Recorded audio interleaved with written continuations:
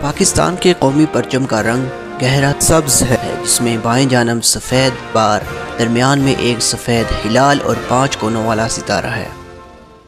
سبز ہلالی پرچم مستطیل شکل کا ہے، جس کی لمبائی اور چوڑائی کا تناسب 3:2 ہے۔ تقسیم ہند سے 3 دن پہلے 11 اگست 1947 کو پاکستان کی دستور ساز اسمبلی نے پاکستانی پرچم کی منظوری دی۔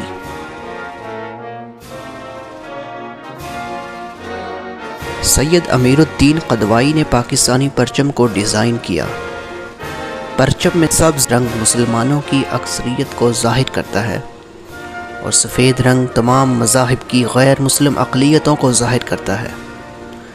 یوں یہ پیارا جھنڈا اسلام کے ساتھ ساتھ مذہبی اقلیتوں کے حقوق کے لیے پاکستان کے عزم کی علامت ہے۔ ہلال کا نشان ترقی کی علامت ہے، جبکہ ستارہ علم اور روشنی کا نشان ہے۔ 5 کونوں والا ستارہ اسلام کے 5 ارکان کلمہ، نماز، روزہ، زکوٰۃ اور حج کو بھی ظاہر کرتا ہے۔ ہلال اور ستارے کا یہ پرچم ترقی اور کمال کی طرف لے جاتا ہے۔ ہمارے ماضی کا ترجمان، ہمارے حال کی شان، ہمارے مستقبل کا الہام، اللہ تعالیٰ کی حفاظت کی علامت۔